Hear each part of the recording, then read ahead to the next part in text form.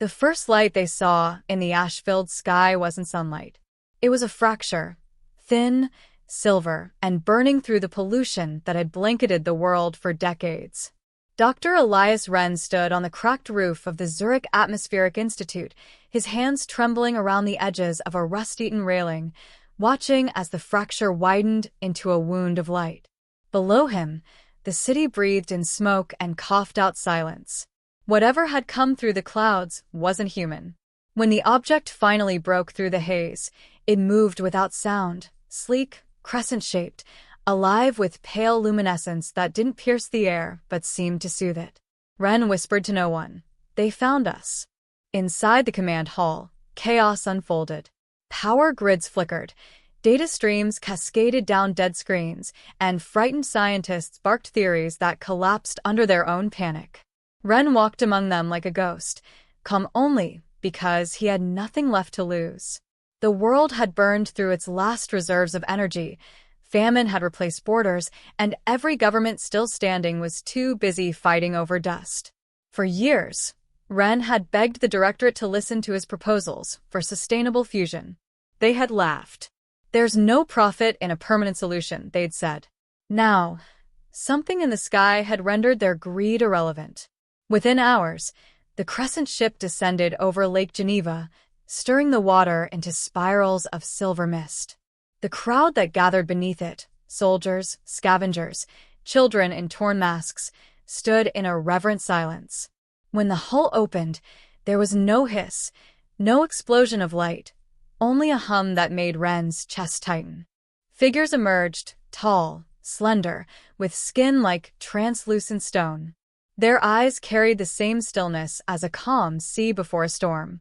They called themselves the Aelvari. They spoke not with sound but with resonance, thoughts sliding into human minds like echoes through glass. The first words Wren heard were neither threats nor promises. "We have watched your struggle. We know your pain. We come to mend what was broken." Governments scrambled to respond, but none could claim authority over salvation. Wren was chosen as an intermediary simply because he understood energy languages better than politics. His first meeting with their envoy, Naldar, took place in the ruins of the Geneva Council chamber. Sunlight filtered through holes in the ceiling, scattering across broken glass and Aelvari light. "You are dying," Naldar said, voice deep yet quiet, as though sorrow could vibrate. "But death is not the same as ending." "We've already ended," Wren replied. "You're looking at ghosts who still breathe." The alien tilted his head. "Then let us remind your ghosts how to live." Over the next months, miracles followed. The Aelvari shared methods of energy synthesis beyond human comprehension. They taught Wren how to stabilize microfusion within the atmosphere, turning pollution into clean fuel.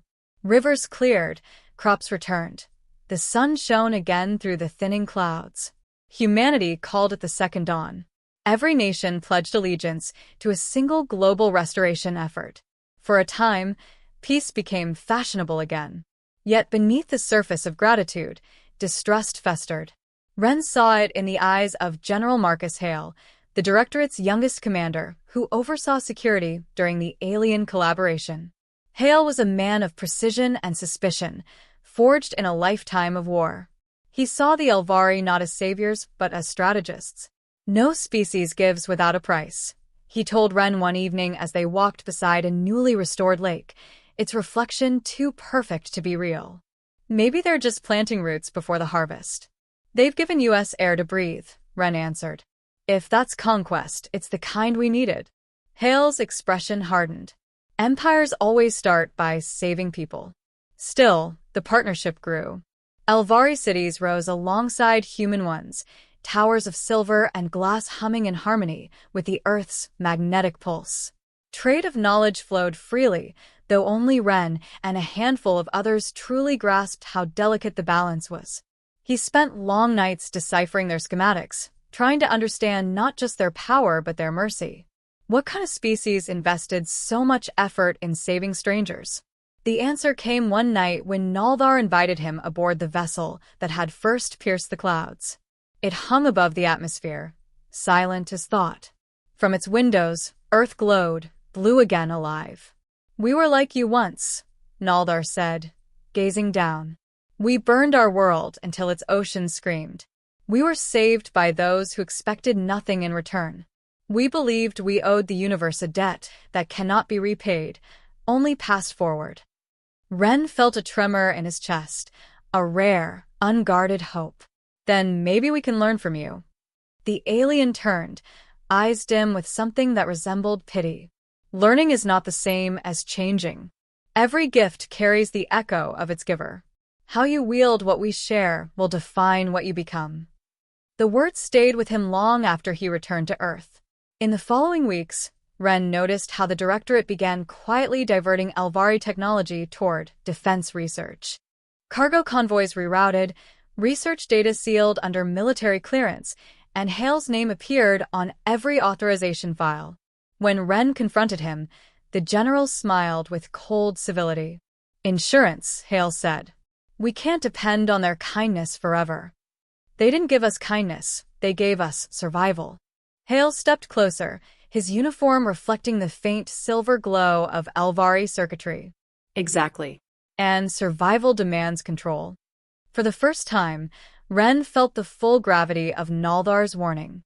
The gifts were changing hands, and in human hands, even salvation could turn to a weapon. That night, as he looked across the reborn city, streets alive with light, children laughing under clean air, he felt both wonder and dread. The world had been resurrected by alien grace, yet already humanity's shadow was creeping back into its heart. He returned to his quarters, recorded his observations, and sealed them under the title Echo Protocol. If the future ever demanded accountability, someone would know where the corruption began. When dawn broke, a message shimmered across his console, an invitation from Naldar to a summit between species, one final gathering to celebrate the alliance. The words at the end of the message chilled him more than any threat could have. We sense the echo already. Ren stared at the sunrise until its brilliance blurred his vision. He knew what the Aelvari meant. Humanity's redemption had begun to sound disturbingly like its old hunger. And somewhere deep, 2 decades reshaped the world into something unrecognizable. Skies once gray now shimmered with solar ribbons powered by alien fusion. Cities rose like silver monoliths across continents, whispering with the hum of Aelvari technology. Yet beneath that beauty, there was tension, quiet, deliberate, waiting. The same instruments that had saved humanity now served as blueprints for its weapons. Dr. Elias Wren walked through the sterile corridors of the United Earth Directorate headquarters, a place that once had been the Geneva Council chamber, where he'd met Naldar. Now it was a fortress of mirrored steel and armed sentinels. Screens along the walls projected the Directorate's motto, "Strength secures peace." Each word made Ren's stomach tighten. Strength had become a euphemism for control. He was older now, gray streaking through his beard, lines of fatigue carved around his eyes. His work, the same knowledge once shared to heal a dying planet, had been absorbed by a new regime that saw science as leverage. He no longer attended summits or press conferences. He was kept in the Directorate's research division under the illusion of relevance, surrounded by men who spoke in equations of destruction. Marshal Marcus Hale entered the laboratory with the confidence of a man who knew his authority was absolute. The years had only hardened him. His eyes, cold and precise, held the same focus as the rifles his soldiers carried. "Doctor," he said, his tone clipped. "Progress report on Eclipse." Ren turned from the energy core floating within its containment field. It pulsed faintly, a heart of alien light bent into a human mold. "You mean the weapon," Ren replied. "It's not a weapon. It's deterrence. You're distorting the Aelvari lattice structures. Their systems weren't designed to be forced into amplification. You're turning a healing engine into a bomb." Hale folded his arms. "A weapon is only a bomb when it's used. As long as it stays in orbit, it keeps everyone else in check." "And if it fails?" Ren asked quietly. "If that core collapses, it won't just burn a city. It will tear through the planet's crust." Hale's response was calm, almost gentle. "Then let's hope it never comes to that." There it was again, the casual gamble with existence. Ren saw it everywhere. In the Directorate's propaganda, in the soldiers' blank obedience, in the scientists who smiled as they chained alien brilliance into human ambition. The Aelvari had withdrawn years ago, retreating into the stars after the death of their envoy. The official story called it an accident, pilot error during a training drill. Ren had seen the footage. The targeting signatures told a different story. That night, alone in his quarters, he replayed the last transmission he'd received from Naldar before the shuttle's destruction. The alien's voice, though distorted, carried a calm finality. You were chosen because you believed. Do not let that belief become obedience. Ren could still see the wreckage, white fire spiraling into the clouds, the Aelvari ship dissolving into ash. Hale had been there too, his expression unreadable beneath the reflected flames. The world celebrated the tragedy as a symbol of unity, a shared loss, a shared purpose. Monuments were built, treaties signed, and under those gestures, Project Eclipse expanded quietly into the void. Months later, Ren was summoned to an orbital station, the testing site. As the shuttle broke atmosphere, he watched the curvature of Earth below, flawless and deceivingly peaceful. In orbit, human engineering surrounded him, stations armed with plasma turrets, satellites humming with alien resonance, a mechanical constellation of paranoia.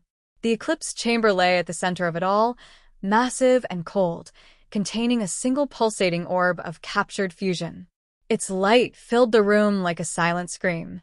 Ren approached the console, reading the data with a scientist's dread. The energy stability was degrading. This system wasn't meant for containment, he said. It was meant to breathe. You're suffocating it. Hale, observing from behind a glass barrier, leaned forward. That's why you're here, to make sure it doesn't suffocate. I won't fix this, Ren said flatly. You're building Extinction and calling it progress. Hale's hand hovered over a control pad. I can have your access revoked. But then, who will keep the world safe from its enemies? What enemies?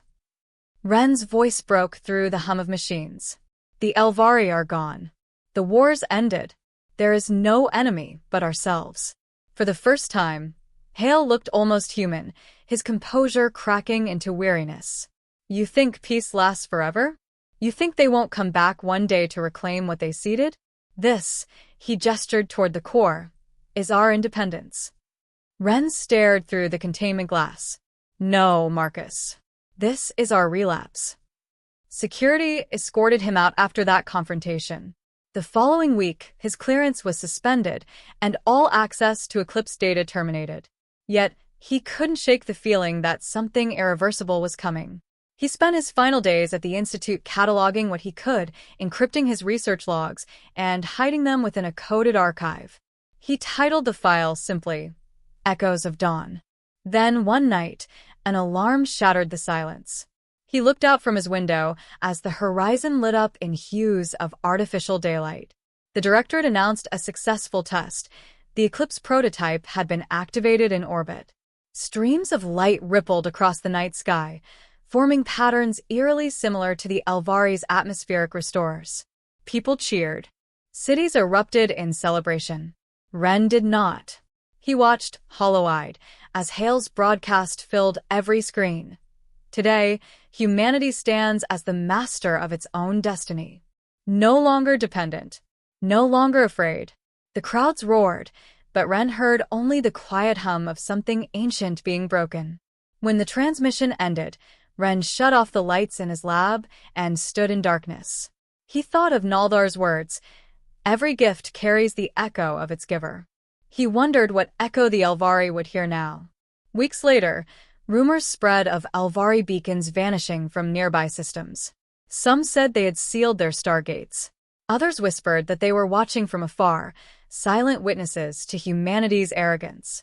The Directorate denied everything. Ren resigned in quiet protest, signing his release papers under artificial light that burned too white to be natural. As he stepped outside, the world looked pristine, too pristine, as though reality itself had been polished to disguise the fracture beneath. He walked along the lake where he had once stood beside Hale, back when salvation had seemed genuine. The air smelled clean, the water shimmered like glass, and children played under the reflection of alien satellites. It was paradise on borrowed time. Ren whispered into the wind. They came to save us. We learned how to kill faster. Above him, high in the perfect sky, the eclipse system glowed faintly, its orbit steady, its purpose irreversible.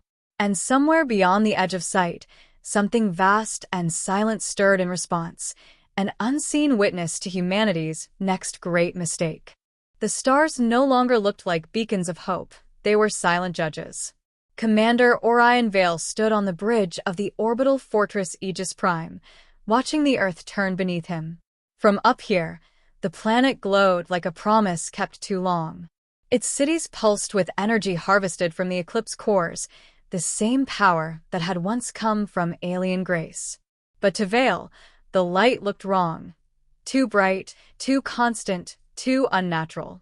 He had grown up hearing the name Elias Ren spoken in reverence, the man who had helped forge the Second Dawn. But Ren's legacy had curdled into something monstrous under the Directorate's hand. Now, decades later, Ren's teachings were buried under the rhetoric of power.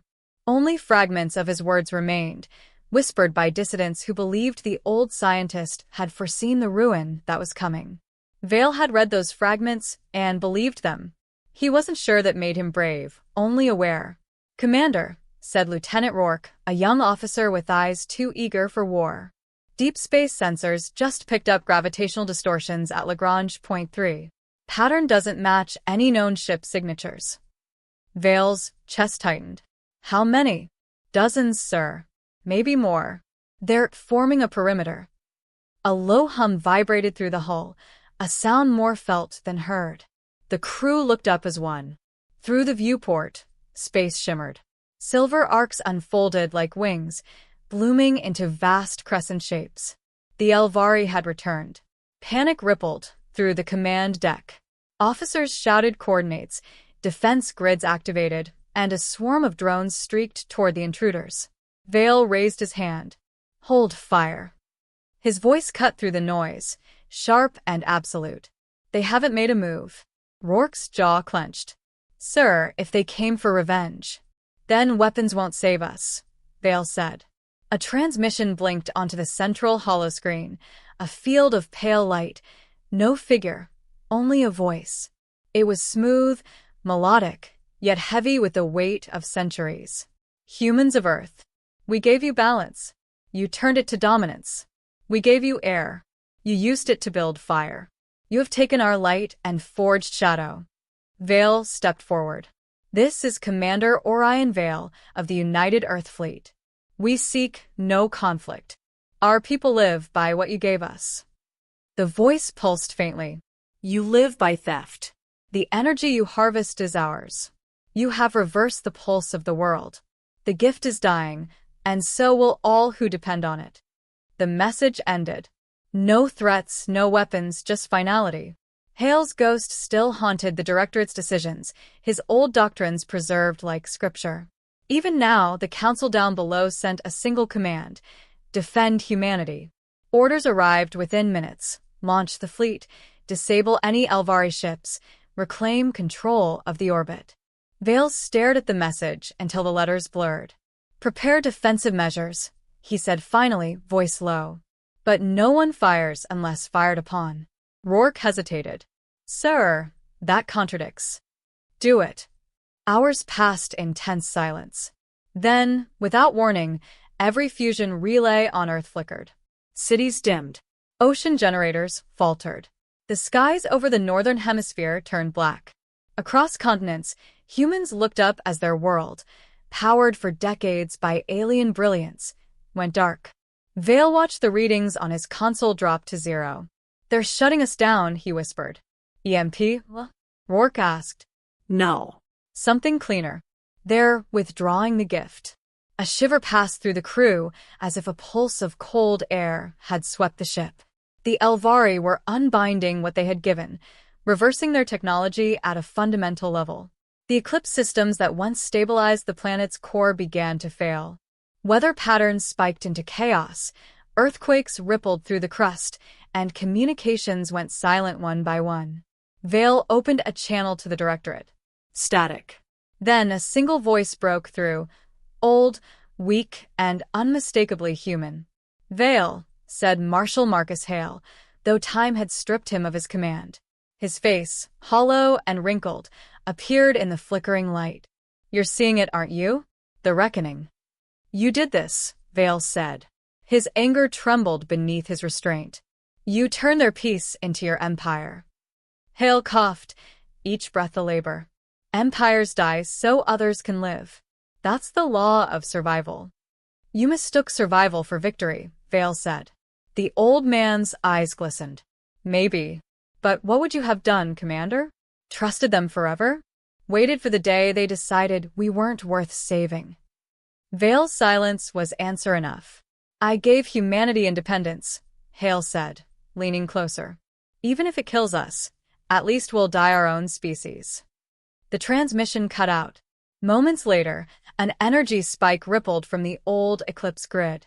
Vale's sensors lit with warnings. The planet's orbit wavered as magnetic fluctuation surged. The alien technology wasn't just deactivating, it was unraveling. "Commander, the cores are collapsing," shouted Rourke. "If we don't stabilize them, the entire power network will implode." Vale stared out at the Aelvari fleet, silent, unmoving, watching. They had no need to strike. Humanity was destroying itself. He turned to his crew. "Prepare a pulse transmission. Wideband. All frequencies." "Sir, I'm sending a message." Within minutes, Vale stood before the recorder, the earth spinning beneath his feet like a dying ember. His voice was steady, stripped of all the illusions of command. "To the Aelvari, this is not a plea for mercy. It's an acknowledgement. We took what was sacred and made it monstrous. We mistook your kindness for weakness, your warnings for pride. I cannot undo what was done, but I can remember what it cost. If any part of your kind still believes in dialogue, I ask only that you listen."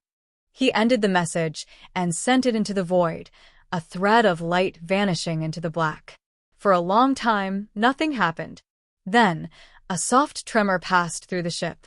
The Aelvari fleet shimmered and began to fade, not retreating, not warping away, but dissolving into energy. Rourke exhaled shakily. "Are they gone?" Vale didn't answer. He watched the last trace of silver scatter like dust among the stars. "No," he said at last. "They've judged us. And they're leaving us to live with the verdict." Days later, reports came in from across the planet. Oceans boiling in patches, the sky fracturing with unnatural auroras, fusion cities flickering out like dying embers. Humanity was left with its ingenuity and guilt, both heavy, both earned. Vale stood alone in the observation dome, hands clasped behind his back. The silence was immense. Somewhere below, billions struggled to adapt, to survive without the light that had once defined their existence. He closed his eyes and thought of Elias Wren, the man who had believed salvation could change the human heart. "You were right," he murmured, "but we were never ready to be saved." Outside, the dark side of Earth rotated into view, and for the first time in generations, the stars above it were clear and unfiltered. Beautiful, distant, indifferent. Vale watched them for a long time, until one thought settled in his mind, a thought he couldn't dismiss. If this was the end of the Aelvari's gifts, perhaps the only redemption left was to learn how to give something back. The void between stars was quiet, vast, and mercilessly honest. Commander Orion Vale stood before the viewport of the Erebus Ascendant, humanity's last functioning colony ship, its hull patched with remnants of forgotten wars.